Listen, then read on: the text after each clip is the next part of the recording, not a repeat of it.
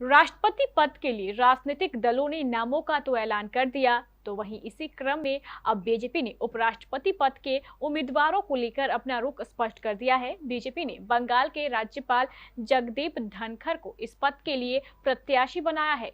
आइए जानते हैं आखिर धनखड़ है कौन और कैसे समीकरण बनते नजर आ रहे हैं।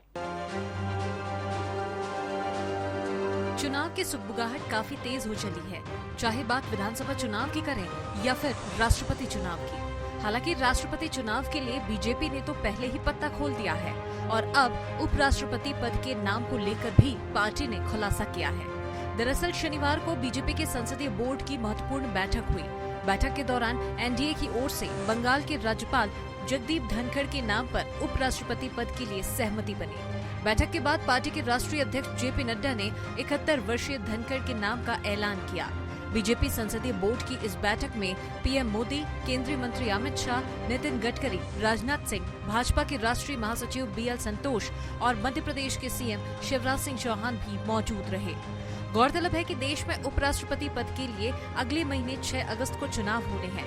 वहीं धनखड़ को दावेदार बनाए जाने के बाद उनका अब उपराष्ट्रपति बनना लगभग तय माना जा रहा है। आइए अब जान लेते हैं कि आखिर कौन है जगदीप धनखड़। जगदीप धनखड़ एक समय में राजस्थान की सियासत में एक चर्चित चेहरा थे। धनखड़ राजनीति में आने से पहले राजस्थान हाईकोर्ट बार एसोसिएशन के प्रेसिडेंट भी रह चुके हैं। धनखड़ को राजनीति का मंझा हुआ खिलाड़ी माना जाता है। राजस्थान में जाटों के आरक्षण के लिए उन्होंने लंबी लड़ाई लड़ी।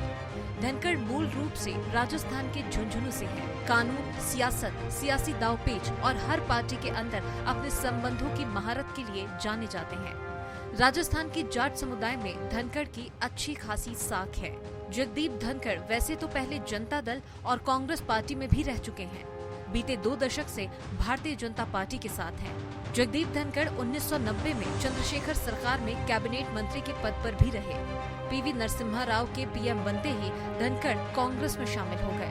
राजस्थान में अशोक गहलोत के बढ़ते दबदबे को देखते हुए वो भारतीय जनता पार्टी में शामिल हो गए। बाद में उन्हें वसुंधरा राज्य की करीबियों में गिना जाने लगा। राजनीति में उनकी अच्छी पकड़ को देखते हुए बीजेपी ने उन्हें पश्चिम बंगाल का राज्यपाल नियुक्त किया। गौरतलब है कि एनडीए ने 2017 में उपराष्ट्रपति पद के लिए तत्कालीन केंद्रीय मंत्री वेंकैया नायडू को अपना उम्मीदवार बनाया था। बीजेपी इस बार भी अपने उम्मीदवार की जीत सुनिश्चित करने के लिए मजबूत स्थिति में है।